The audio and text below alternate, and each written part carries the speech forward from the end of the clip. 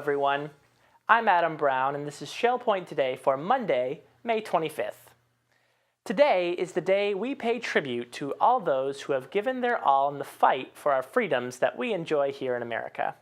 It's Memorial Day, and as we continue to recognize and honor all of our veterans, here at Shell Point, we're bringing you another story of a personal account from World War II. Don Remington of Lakewood shares his perspective of the war from Iwo Jima. Also on today's show, Terry Kolath will talk with Adrian Kerr about his class on Helen of Troy coming tomorrow. But first, we want to remind you that tomorrow morning is the time to head out to the Shell Point Golf Course for a special behind-the-scenes tour. Court pickups begin at 9:30 a.m. as you'll have the opportunity to explore the beautiful golf course and all that it has to offer. Also tomorrow, there will be a library book talk in the Social Center, as Phil Gannon of Rosemont will review George W. Bush's bestseller, 41, A Portrait of My Father. A discussion and refreshments will follow the presentation, which begins at 2:15 p.m. After a morning tour of the golf course, followed by a relaxing book discussion, you might want to head back to the Social Center after dinner and take in a movie. The 1955 film My Sister Eileen is about two sisters, a beautiful aspiring actress and a loveless would-be writer who move to New York to chase their dreams. But once the writer's work is rejected by a magazine editor, she decides to write about her sister's power over men. Secrets emerge of jealousy, lies, and much more in this lively, fun film that begins at 6:45 in the Social Center. In 1945, the U.S. Armed Forces landed and eventually captured the island of Iwo Jima from the Japanese Imperial Army. This 5-week battle comprised some of the fiercest and bloodiest fighting of the war in the Pacific. Shell Point resident Don Remington had a front row seat and shares with us now about his heroic involvement.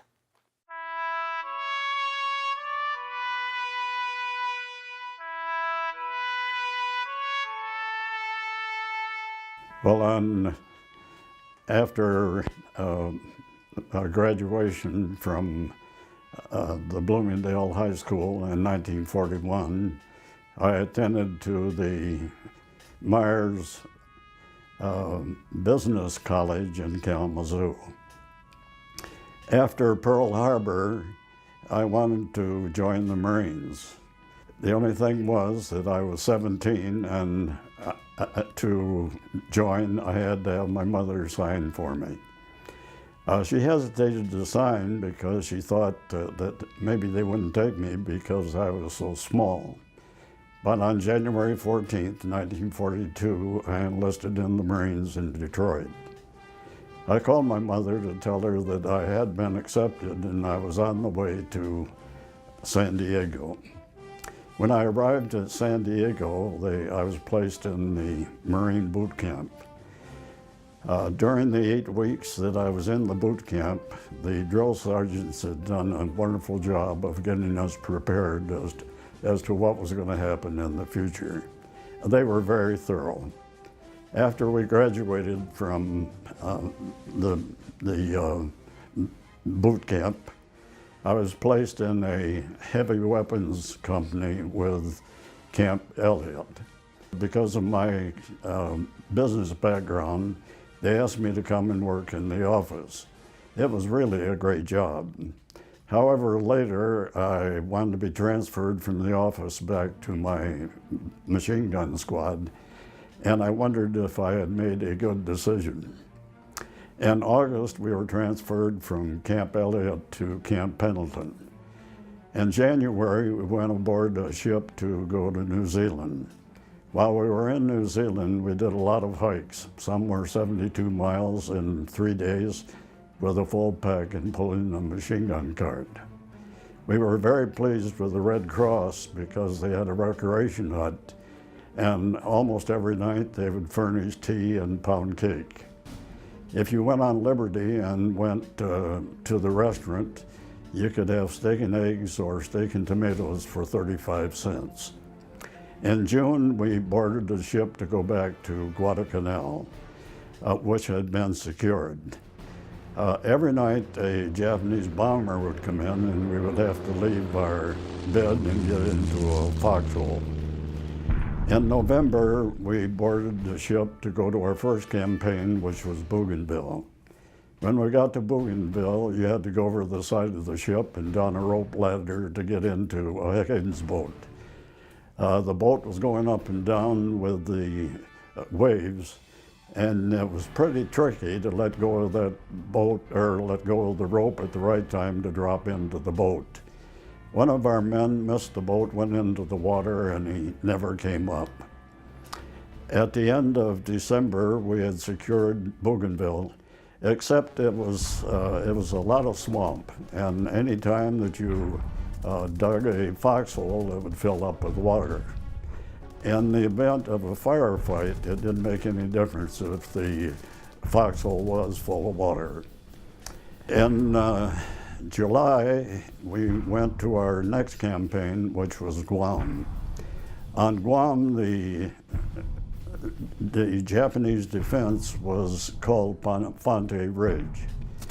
Our company started up the hill with 250 men, and when we got to the top of the hill, there were 50. There was a Japanese helmet laying there, and I rolled it over, and out fell a Japanese flag. It was a silk flag with about 3 by 5 with a lot of signatures on it. I folded up the flag and put it in my helmet.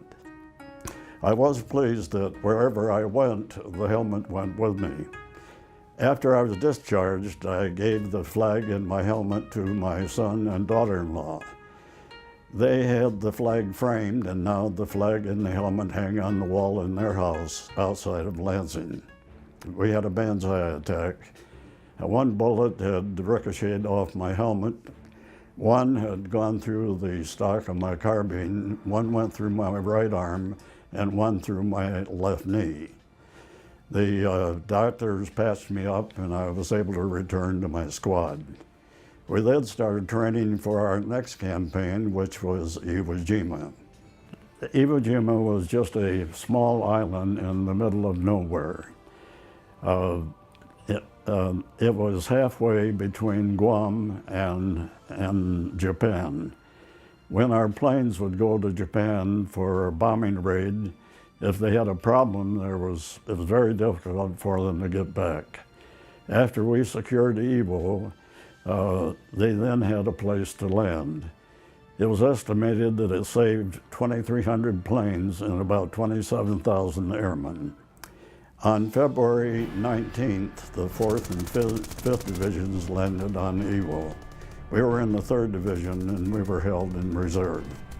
On February 23rd, the flag went up on Mount Suribachi, and everybody cheered. On February 24th, our 3rd Division landed on Iwo. It was kind of an unusual island because it was all caves and tunnels. You might go a long time and have somebody shoot at you, and there was nobody that you could see to shoot at in return. The island was a little different than many of them. There were days that we could only move 100 yards. There was an area ahead of us that had caused a problem, and they had decided to attack it in the dark. On the morning of March 7th at 5 o'clock in the morning, we moved out to attack this area. Our company got detached from the 2nd Battalion and in the dark, and the Japanese surrounded us and we were cut to pieces. I was in the shell hole with my platoon sergeant. A shell came in and landed between us and blew both of us out of the shell hole. It killed him and seriously wounded me. I had shrapnel that went through my arm and my left foot. The pain was so intense that I either had to get some medical attention or be put out of my misery. I started crawling, and I crawled past the Japanese that were about 10 feet away, and why they didn't shoot me, I guess I'll never know. But anyhow, I crawled until a corpsman saw me, picked me up, and took me to the hospital. After I recovered enough, I was flown from Iwo back to Guam. At Guam, they went to put a cast on my arm, and there was a little black spot inside my elbow. Come to find out, some shrapnel had gone through my elbow and hadn't come out the other side. The doctor removed it, gave it to me, and later my wife had it framed, and it's hanging on the wall in our apartment. So I was in the hospital for the different hospitals for 10 months. Hardly a day goes by that I don't think of my friends who were killed in action. The real hero was those men and women who never came back.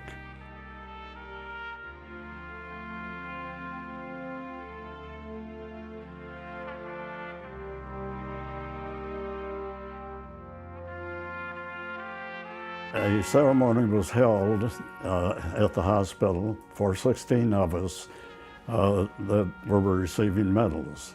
I received the second Purple Heart and my Navy Cross. This is Corporal D.A. Remington, awarded the Navy Cross for heroism on Iwo Jima. Bloomingdale Marine destroyed Jap pillboxes and prepared the way for flamethrowers. The heroism of the Battle of Iwo Jima, Corporal Donald A. Remington, 21, of U.S. Marine Corps, now in the Great Lakes Naval Training Station Hospital, was awarded the Navy Cross and a citation by Captain John Chambers. He was one of 16 to receive awards. For extraordinary heroism in action against the enemy while attached to a Marine Infantry Battalion on Iwo Jima, February 26 to March 7, 1945. Corporal Remington, a squad leader in a machine gun platoon on 26 February, in complete disregard for his own safety, braved intense mortar and small arms fire while bringing to cover 4 wounded Marines. As a result of this action, all the men were safely evacuated. On 27 February, his platoon was unable to continue its advance because of several connecting and supporting enemy pillboxes. Through enemy fire, he crawled to the nearest pillbox and proceeded to drop hand grenades into the position. He continued until he had destroyed 4 enemy pillboxes and enabled the flamethrowers to complete the annihilation of the enemy. On 7th March, the evacuation of a group of wounded was subjected to heavy enemy fire. Unable to promptly direct the party while remaining prone, Corporal Remington stood up and fiercely exposed himself to the enemy while covering evacuation with the fire of his rifle. His outstanding devotion to duty and courageous actions were in keeping with the highest tradition of the United States Navy. Corporal Remington joined the Marines January 4, 1942, and was sectioned on Bougainville, Guam, and Iwo Jima. In addition to the Navy Cross, he wears the Asiatic Pacific Theater Ribbon, the Purple Heart Medal, 4 stars, Bronze Star Ribbon. He's the son of Mrs. Grace Remington of Bloomingdale. After I was returned at the end of the campaign in Guam, so I went to college, thank heavens, on the GI Bill, which was fortunate. I got my bachelor's degree and master's degree in secondary education. I taught school for 4 years and then went into the insurance business. Since then, we've sold the business to our son, and he's been very successful at it. Later, I had promised my wife that someday I would have us in a retirement community. Before I was age 80, we have been here at Shell Point going on 13 years, and it was a very wise decision to come here. We're very happy here, and I think our 2 children are very happy for us. In our vets meetings, every so often there'd be an honor flight to Washington, and you had to be a veteran of World War II to get in it. I applied for it, and thankfully they said I could go. So we'll go to Washington one day and come back. So I was very happy that I was able to do it.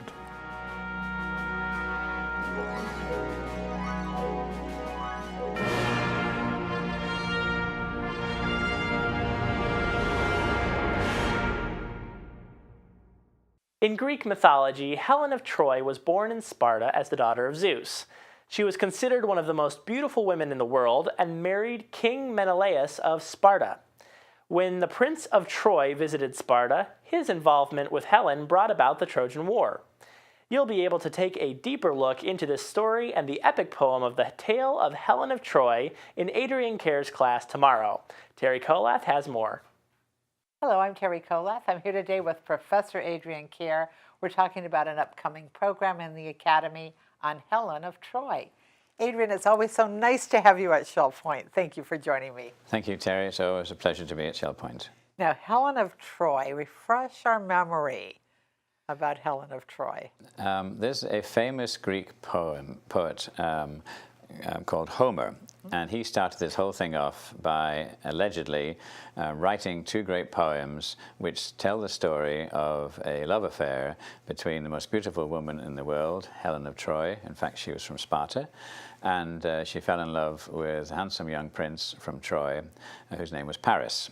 And he abducted or persuaded her to leave her husband Menelaus, who was the king of Sparta, and come back home with him to meet his father, King Priam, in the great city of Troy. And thereafter, the story unfolds of how the Greeks, led by Menelaus and Agamemnon, the king of Mycenae, joined together and put together this tremendous fleet, and hence he's called the face that launched 1,000 ships.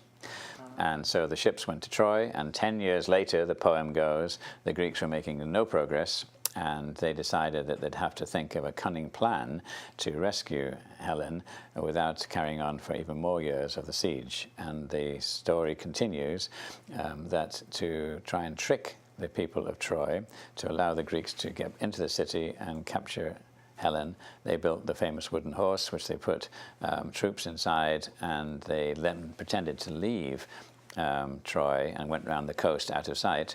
The Trojans came out and thought this was a gift, hence the expression, beware of Greeks bearing gifts, brought it inside, and then we have this debate between the religious leader who says, this is a trick, burn it. The Greeks are never going to give you anything. And the people saying, oh no, this is a wonderful present, let's bring it inside. And they partied, and that night the troops just got out and they burnt the city, and Helen of Troy was taken back to Sparta, and the story continues how long it took to get back and what she did when she got back. And then of course there's a story of other people who escaped Troy. Some of them went on, like Aeneas, to found Rome, and so the whole embroidery of Greco-Roman history is built up in this whole story of Helen of Troy. Thank you for bringing us the fun of history. It's a pleasure. We appreciate it. So you are welcome to join us for Helen of Troy, May 26th with Professor Adrian Kerr. You can sign up right at the door. And now let's bring you up to date on all of the latest happenings, Academy news, menus, and Village Church connections, right after this Listening to the Words preview from David Howenstein. This week's Listening to the Words program is an encore performance of the Memorial Day 2013 program. In this program, gratitude looms large. We remember placing flowers on our families' graves to mark the original Decoration Day. After all these years, a Vietnam veteran is reminded anonymously of the importance of his service. A Marine fulfills his promise by finding and making a new home for the dog with whom he bonded in the war-torn Middle East. A World War II veteran finally receives all his medals because an 8-year-old girl insisted on it. 5-year-olds inspire a writer who thought he'd heard it all. Also, a children's story in which the dragon suffers with a head cold. It was written by a nurse working down the road at Health Park.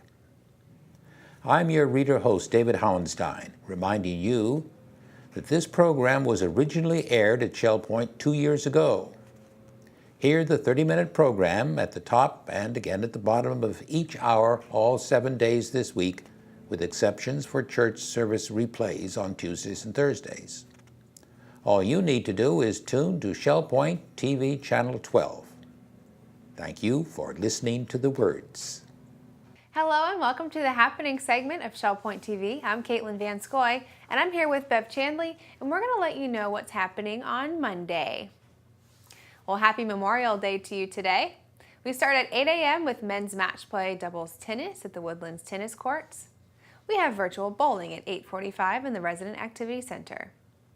9:15 is the time for billiards in the Resident Activity Center. And the Lollygaggers Paddlers head out at 9:15 from the kayak stores for their weekly outing. Pottery with instruction available is at 9:15 in the Pottery Studio. And then the men's match play doubles tennis will be at the Woodlands Tennis Courts at 10 a.m. The Suzy Q heads out at 10 a.m. to Matanzas on the Bay. You do need to sign up for that. And the Disciples Men's Study Group will meet at 10:30 in the game room of the Woodlands. 10:45, we have table tennis clinic in the Tarpon Room, and that concludes our morning activities. Here's Bev to tell you all about our afternoon. Thank you, Caitlin. At 12 o'clock, we'll have Mahjong being played in the Sable Room at the Woodlands.